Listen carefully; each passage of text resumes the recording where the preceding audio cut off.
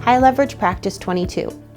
The purpose of feedback is to guide student learning and behavior and increase student motivation, engagement, and independence, leading to improved student learning and behavior. Effective feedback must be strategically delivered and goal-directed. Feedback is most effective when the learner has a goal and the feedback informs the learner regarding areas needing improvement and ways to improve performance.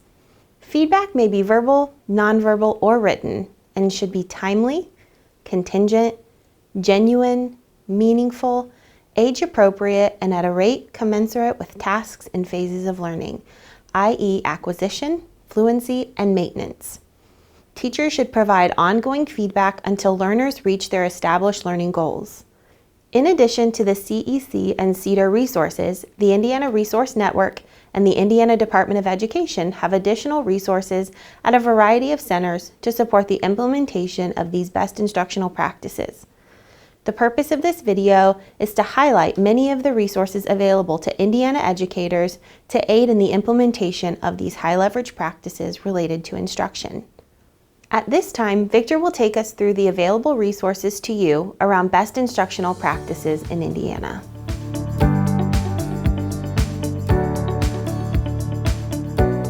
The Indiana IEP Resource Center has a plethora of resources around delivering effective instruction to meet the needs of all learners. Our team has compiled a virtual list of resources and book recommendations for educators via Padlet, including one on instructional practices. In collaboration with the Indiana Department of Education, the team has released a Spread the Word document that will help define and increase the capacity of understanding and applying specially designed instruction. The Indiana IEP Resource Center has developed a checklist that can be used to evaluate the development of specially designed instruction to best support individual student needs.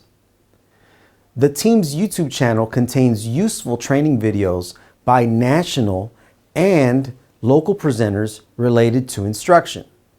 Here are a few topics of interest around specially designed instruction. Dr. George Batch provides information in regards to specially designed instruction across multiple tiers of instruction and intervention. Specially designed instructions across all tiers. Dr. David Bateman also provides a video with information on how general and special educators can share the responsibility and work together to develop and provide specially designed instruction. You will also find recordings from previous Focus on Inclusion conferences and New Educator Institute. Some topics around effective instruction include Michael Bonner's presentation, Creating an Engaging 21st Century Classroom at the 2020 Focus on Inclusion Conference. Dr. Patricia Ralabate presented Reaching All Learners Using Culturally Responsive Design at the 2018 Focus on Inclusion Conference. Dr. Terrence Scott's presentation on implementing behavior management strategies and high probability practices. Dr. Terrence Scott also delivered a 4-part series for educators on managing classroom behavior through effective instruction. In the third video of that series, Dr. Scott highlights giving feedback to students as an effective instructional strategy. Many school districts and buildings throughout the state of Indiana are looking to implement inclusive educational models to meet the needs of their diverse learners. The Indiana IEP Resource Center has developed a 6-part YouTube video series that highlights essential components of the co-teaching infrastructure. If you would like more information on these topics or like to work with the IEPRC team, you can fill out a service request on the team's website or contact the center at www.indianaieprc.org. With the transition to a remote hybrid learning model, the IEPRC team has also created a guiding document for teachers to use as they continue to create highly engaged classrooms for all students. This document stems from Susan Hentz and Michelle Vecchio's 4 Steps to Foster Student Engagement. The Indiana IEP Resource Center is hosting a new series titled Conversations with the Authors.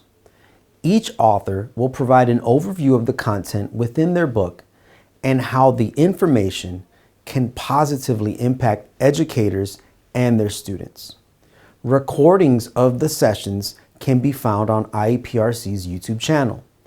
The series includes Differentiating in the Elementary Grades, Middle and High School by Christina Dubé, Your Students, My Students, Our Students by Leanne Young, Co-Teaching Do's, Don'ts, and Do-Betters by Wendy Murowski, From Behaving to Belonging by Julie Costin and Kate McLeod, and One Without the Other by Shelley Moore. Universal Design for Learning is a research-based strategy that provides flexibility in the classroom. In a UDL classroom, students are provided access to the curriculum along with different ways to demonstrate their knowledge throughout the use of built-in curriculum scaffolds. Educators look to best support and meet the needs of their students by providing them access to the curriculum via multiple means of engagement, representation, and action and expression. Indiana's Promoting Achievement through Technology and Instruction for All Students, the Patents Project, provides resources for educators looking to implement UDL instructional practices, including a UDL lesson plan creator. The Indiana Department of Education has developed guidance for Indiana educators on best instructional practices for districts as they adapt their learning for remote or in person. Included is a webinar series titled Teaching in a Digital World that includes topics in student engagement, checks for understanding, differentiation, and much more. The Indiana Department of Education has a collection of recommended instructional approaches for struggling learners with an emphasis on explicit instruction. Sarah Larison will now take us through national resources available to educators on effective instructional practices.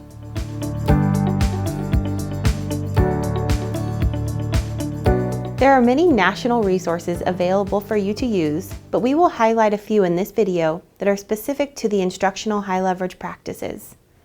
The IRIS Center has teaching modules available to support various high leverage practices, including instruction. The Center for Instructional and Behavioral Research in Schools' purpose is to promote and fund research and community outreach related to prevention of students' failures academically, social, emotionally, and behaviorally in educational settings.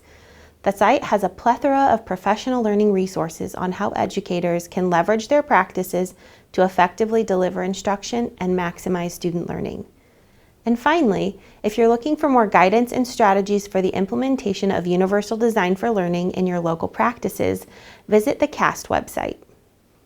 All these resources are available to help support and enhance educators to meet the complex needs of students with disabilities.